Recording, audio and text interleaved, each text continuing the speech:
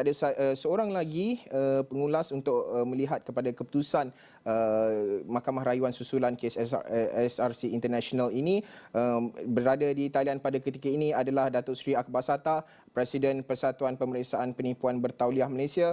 Datuk Seri, terima kasih kerana sudi bersama dengan Esra Awani. Pertama sekali melihat kepada keputusan di peringkat Mahkamah Rayuan ini, bagaimana kita ingin memahami impaknya terhadap terutamanya dari segi dalam isu-isu urus takbir yang baik, good governance itu, dan juga dalam memastikan isu-isu melibatkan penyelewengan, rasuah dan sebagainya ini menjadi keutamaan utama bukan sahaja kerajaan tetapi rakyat Malaysia secara umumnya, Datuk. Ini adalah satu perkara yang penting kerana rule of law seperti dinyatakan tadi, iaitu di mana kita ada situasi kerajaan dan juga rakyat tahu undang-undang. Yang kedua, semua kena patuh, sama ada kita orang kaya, orang tak kaya dan sebagainya, kena patuh undang-undang.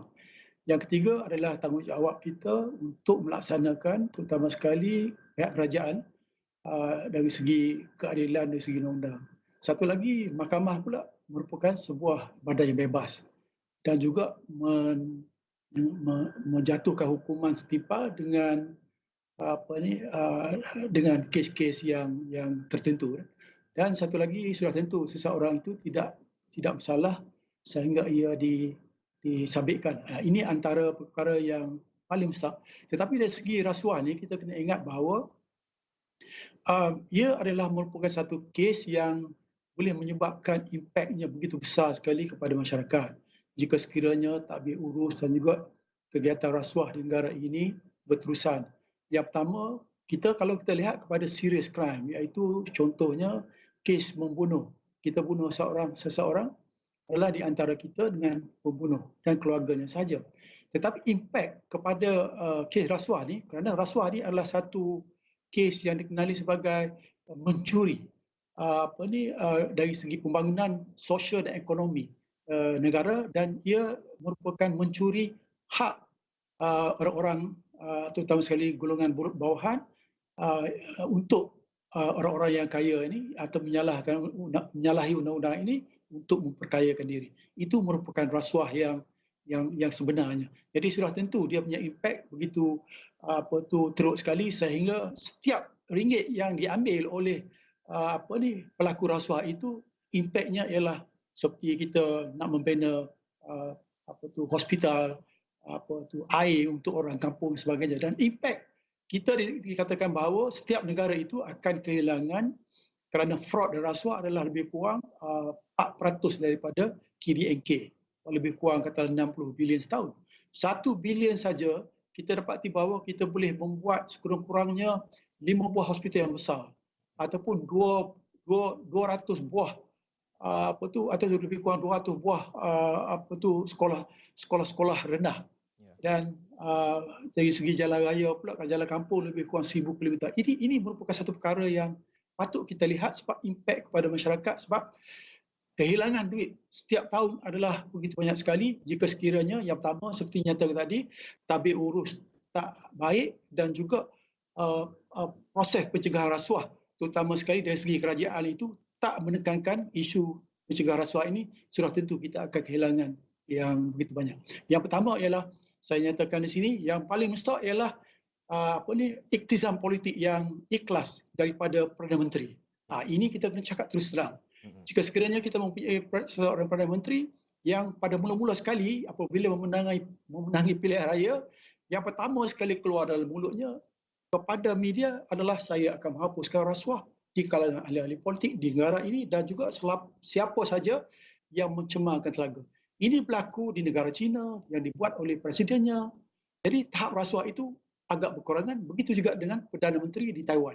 Jadi kita perlukan seorang Perdana Menteri dan juga pemimpin yang betul-betul mahu menghapuskan rasuah, sebab rasuah adalah ibu segala-gala kejahatan. Kestabilan politik negara ini tercemar adalah disebabkan rasuah. Keadaan ekonomi tergugat adalah disebabkan oleh rasuah. Keadaan politik porak-poranda adalah kerana rasuah dana politik dan sebagainya. Jadi ini merupakan satu perkara yang kita mahu lihat satu hari, iaitu kita sebagai kerajaan benar-benar hendak mentadbir negara ini demi rakyat, demi negara, tapi bukan untuk kepentingan sendiri. Sebab kebanyakan daripada ahli politik kita, saya minta maaf, tujuan kita masuk politik adalah majoriti saya rasa untuk memperkayakan diri. Tapi jarang sekali untuk melihat kepada kebaikan dan juga untuk membantu rakyat. Sebab saya kira bukan senang untuk kita menjadi seorang pemimpin dan juga ahli politik di negara ini, sebab ekspektasi rakyat kini adalah begitu tinggi sekali, dan sudah tentu kalau kita tak ada kemampuan, saya rasa kita tak boleh. Tetapi kebanyakan daripada ahli politik ini, kebanyakan yang masuk walaupun mereka berdepan dengan masalah rakyat yang bising, walaupun kita bising, jangan melantik ahli-ahli politik untuk memegang jawatan pengurusi ataupun pengarah di GLC ataupun sebagai menteri-menteri yang khas dan sebagainya yang tak begitu berfungsi. Lagi banyak terjadi di negara ini. Jadi sudah tentu ini akan memberi satu perasaan kepada rakyat bahawa apa sudah jadi kepada negara. Apakah masyarakat lagi tidak percaya kepada sistem yang kita ada. Kita tak mahu iaitu majoriti ataupun semua daripada sistem dan juga institusi yang kita ada ini hancur, porak-poranda disebabkan oleh rasuah. Dan rasuah ini hanya boleh diatasi jika sekiranya pemimpin tone at the top. Kepimpinan melalui teladan. Seorang yang pertama sekali ialah Perdana Menteri. Hendaklah betul-betul menekankan kepada isu integriti, isu rasuah, dan sudah tentu menteri-menterinya akan diikuti oleh rakyat. Ya. Ini dikenali sebagai, kalau fraud teori dikenali sebagai fractionalization. Maknanya ada satu dialog pada kita ni, sama ada kita menteri, rakyat sebagainya. Jika sekiranya orang atas ambil, kenapa kita tak boleh ambil? Semua orang buat. Jadi ini merupakan satu proses teknik authorization yang patut kita fikir, dan kita berdoa agar satu hari negara kita tidak lagi tercorot dari segi CPI, indeks persegi rasuah, yang mana telah jatuh lebih kurang 6 anak tangga, sebelum tu jatuh lebih kurang 10 anak tangga. Jadi ini bukan saja memberi imej dan juga tanggapan yang terbaik daripada masyarakat terhadap kerajaan. Datuk Seri, kita hold sebentar temu bual dengan Datuk Seri, di mana ini merupakan perkembangan terkini, maklumat terkini yang saya terima daripada rakan setugas Umavati Ramaiah langsung dari Istana Kehakiman di Mahkamah Rayuan, di mana Mahkamah Rayuan membenarkan permohonan pihak pembelaan iaitu Datuk Seri Najib Tun Razak untuk menangguhkan pelaksanaan hukuman penjara 12 tahun dan denda RM210 juta bagi kesalahan penyelewengan RM42 juta dana SRC International Senang Berhad ke atas Datuk Seri Najib Tun Razak sehingga rayuan terakhir di Mahkamah Persekutuan selesai, dan ikat jamin kekal sama, dan itu merupakan perkembangan terkini langsung dari Istana Kehakiman. Saya ingin bersambung semula perbincangan bersama dengan Datuk Seri Akbar Sattar. Datuk Seri, mungkin ini merupakan soalan terakhir saya melihat kepada isu ini ataupun pertuduhan melibatkan rasuah ini, kerana ianya seringkali dianggap ataupun kadang-kala dipesongkan dengan persepsi ataupun naratif politik itu sendiri. Tapi dalam kita konteks bergerak ke hadapan, memajukan negara bangsa ini, apakah pentingnya untuk tanggapan terhadap isu rasuah ini begitu penting sekali dalam usaha untuk menangani isu-isu melibatkan rasuah ini, begitu penting dalam memacu pembangunan negara bangsa yang lebih baik, Datuk Seri? Saya takut ahli politik ini tidak begitu mahu mengurangkan rasuah kerana ia tidak memberi kepentingan kepada mereka. Jadi jika sekiranya andaian ini betul, maka sudah tentu masa depan kita dan juga anak cucu kelak. Dan yang pertama, seperti saya nyatakan tadi, kita perlukan satu iktizam politik yang sincere, yang ikhlas, iaitu saya menjadi pemimpin adalah untuk menghapuskan rasuah. Yang kedua, sudah tentu kita nak adakan satu institusi, terutama sekali dari segi agensi penguatkuasa dan juga peguam negara sendiri, iaitu yang lebih efektif, dan sudah tentu peranan yang kita dapati kini ialah mereka ini, kedua-dua jawatan tersebut itu dilantik oleh Agong walaupun dicadang oleh Perdana Menteri, tapi itu merupakan satu perkara yang banyak dirasakan tidak puas hati oleh masyarakat dan juga pengamal-pengamal anti rasuah ini, sebab ia merupakan satu tindakan yang mana pernah berlaku, ya, Perdana Menteri jika sekiranya siasatan ataupun pendakwaan dibuat terhadap Perdana Menteri dan orang-orang yang terpengaruh ini, sudah tentu mereka boleh puang kita atau tamat perkhidmatan. Jadi ini merupakan satu perkara yang besar. Tetapi pun begitu, kedua-dua jawatan ini hendaklah dipegang oleh, sekurang-kurangnya ada 3 integriti, ada 3 ciri. Yang pertama dikenali sebagai integriti lah. Ada buat satu perkara yang betul, elakkan perkara tak betul. Yang kedua merit, sudah ada pengetahuan dari segi kehakiman, dari segi penyiasatan dan sebagainya. Sudah tentu ini baik. Tetapi yang paling besar sekali ialah courage, berani kerana benar. Kedua-dua faktor yang kita ada, jika sekiranya tidak ada courage, iaitu kita jangan terima sebarang wahyu jika ada, kerana hendak hendak menyenangkan orang lain. Tetapi kita kena ingat bahawa sebagai seorang yang memegang satu jawatan-jawatan yang begitu tinggi sekali, yang juga penting demi negara, demi rakyat, saya kira sudah tentu, saya rasa ini tak sirat lagi, hukuman kita di mahkamah akhirat adalah begitu berat sekali.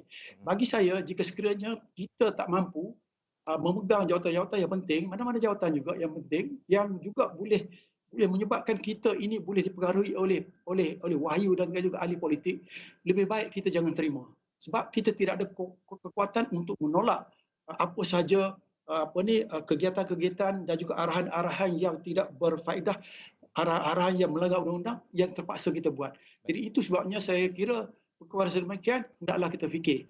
Dan sudah tentu satu lagi, sokongan rakyat. Sokongan rakyat terhadap agensi penguatkuasa saya rasa di sini kurang. Sepatutnya kita akan memberi kerjasama kepada agensi, terutama sekali SPRM, supaya mereka dapat menjalankan tugas dengan baik dan lebih telus dan juga dapat menangkap dan juga menahan sesiapa sahaja yang melanggar undang-undang. Dan sebagai ahli politik, saya kira kita adalah seorang yang mencipta undang-undang. Kita adalah melulus sesuatu undang-undang. Kita yang buat. Tetapi bagaimana jika sekiranya kita sendiri yang melanggar undang-undang? Jadi ini satu perkara yang tak boleh diterima oleh akal dan juga orang-orang bawahan. Oleh sebab itu, sebagai pemimpin, sama ada paling atas sekali, hendaklah kita tunjuk contoh yang baik, sebab dengan contoh yang baik ini akan diikuti oleh orang bawah kita dan juga rakyat.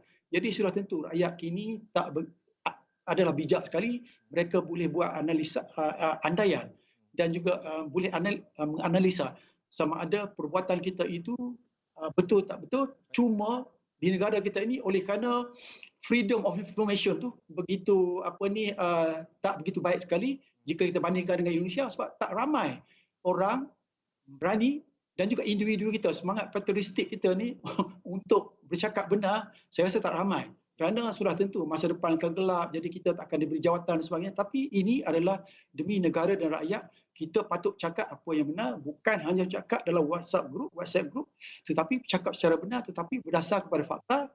Sebab kalau ikut kita punya Corruption Perception Index, sudah tentu kita jatuh daripada tangga 51 180 tahun 2000 kepada 57 daripada 180 negara. Jadi ini bukan saja memberi imej yang tak baik, tetapi investor yang nak masuk kat sini pun akan berdasarkan kepada CPI. Jadi sudah tentu ini untuk menghapuskan rasuah ini bukan hanya kerja kerajaan saja, tapi ia juga kerja-kerja pegawai kerajaan, pihak swasta yang merupakan pemberi yang amat banyak sekali besar, dan sudah tentu rakyat mesti sokong dan juga cuba kita hapus dan sekurang-kurangnya mengurangkan tahap rasuah yang berbeluasa yang telah disahkan oleh agensi-agensi penguatkuasa di Malaysia ini. Baik, terima kasih Datuk Seri Akbar Sata, Presiden Persatuan Pemeriksaan Penipuan Bertauliah Malaysia, mengulas berkenaan melihat menuju ke hadapan dalam menjadikan Malaysia sebuah negara bangsa yang lebih baik dan juga usaha untuk menangani rasuah secara holistik.